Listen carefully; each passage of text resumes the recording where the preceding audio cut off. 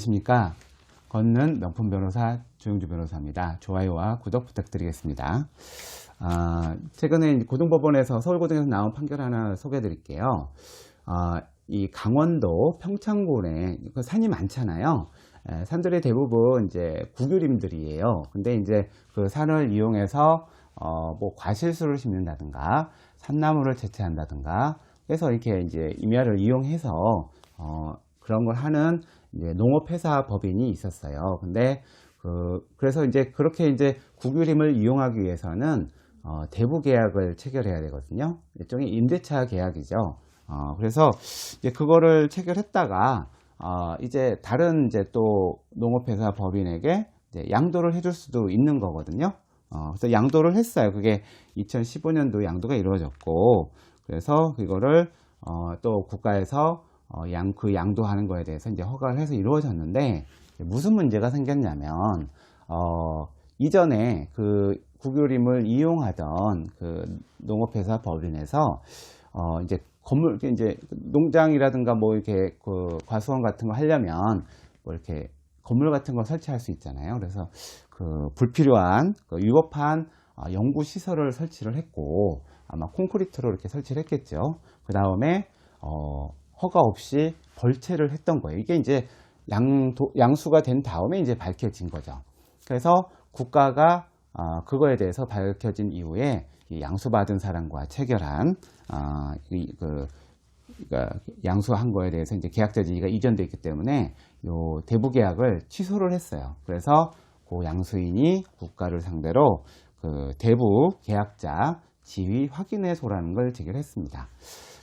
기본적으로 국가가 가지고 있는 재산에 대해서 일반 민간인과 이러한 대부 계약을 체결하는 것은 사법의 영역이죠.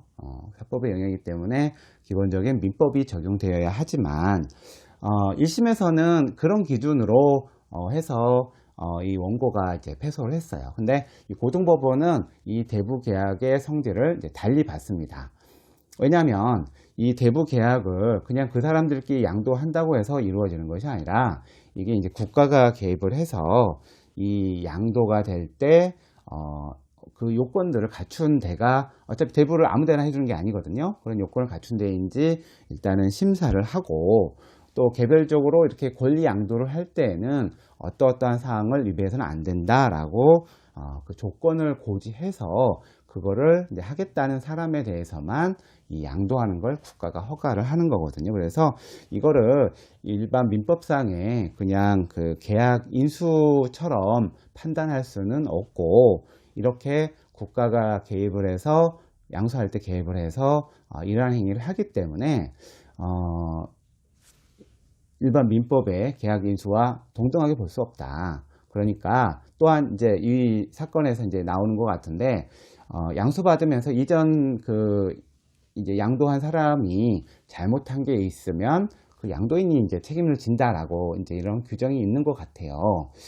그래서 그런 규정을 보더라도 양수인한테 이 대부 계약을 취소하는 것은 부당하다라고 해서 항소심에서는 원고 승소 판결을 했습니다.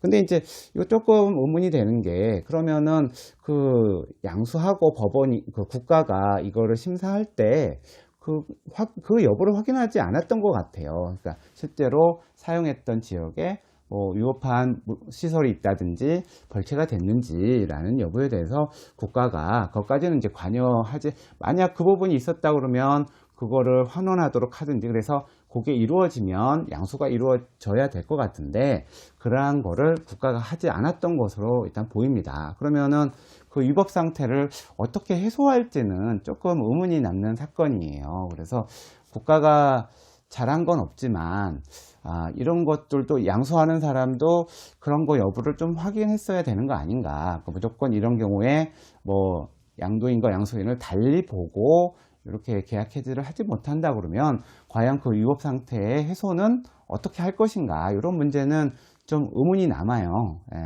그래서 뭔가 좀 제도적으로 바뀌어야 되는 거 아닌가, 이런 생각이 좀 듭니다. 아무튼 이러한 국가가 체결하는 대부 계약은 일반 사법상의 계약 인수와는 차이가 있다라는 판결이 나온 점 여러분에게 소개시켜 드렸습니다. 감사합니다.